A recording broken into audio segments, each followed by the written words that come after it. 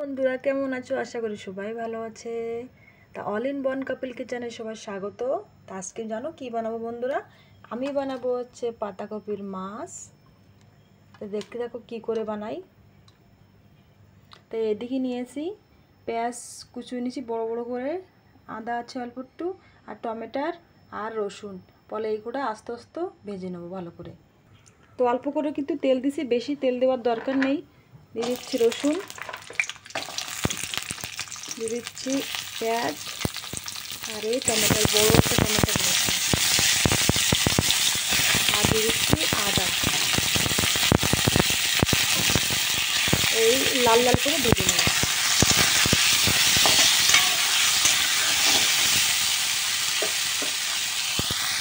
তো এদিকে মশলাটা হতে লাগুক ধীরে ধীরে। তো এদিকে আমি নিয়ে নিচ্ছি পাতাকপি, আর এই যে বেসন দিয়ে দিচ্ছি। বেসন দিয়েছি।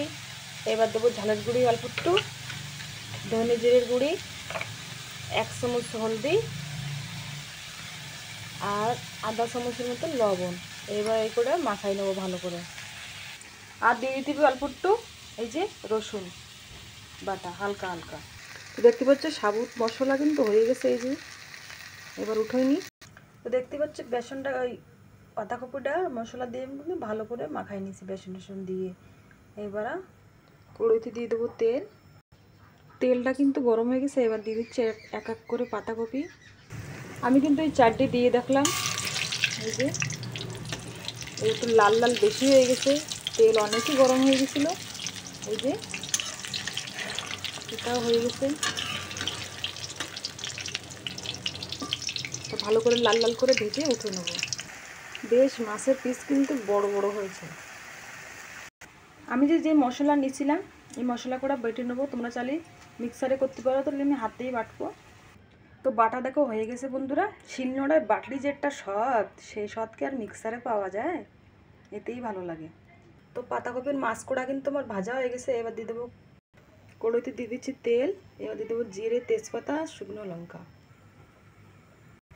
তো জিরে তেজপাতা শুকনো লঙ্কা কিন্তু লাল হয়ে গেছে। এবার দিয়ে দিচ্ছি সেই বেটে রাখা মশলা।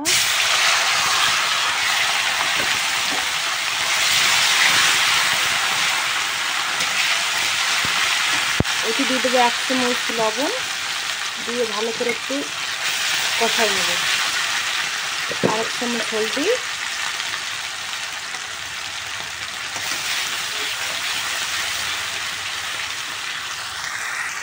আর 1 চামচ দিয়ে দেবো শুকনো জিরে ঝাল। এবার ভালো করে মিক্স করে নেবো, ভালো করে কষা নেবো মশলাটা।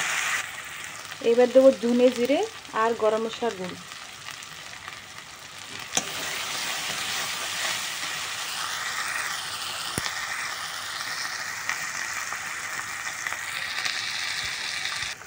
এবার কিন্তু জল দিয়ে দেবো। কষানি কিন্তু হয়েছে, দেখো পাশ থেকে তেল ছুটে যাচ্ছে। এবার দিয়ে দেবো জল, দিয়ে জল। তো ঝোল কিন্তু ফুটে উঠেছে। এবার এক এক করে পাতাকপির মাছ করা দিয়ে দেবো। এই দেখতেছো বন্ধুরা পাতাকপির মাছ। তো তরকারি কিন্তু বেশিক্ষণ নেই আর হতেই, দেখতে পাচ্ছ প্রায় প্রায় হয়ে আসছে তরকারি।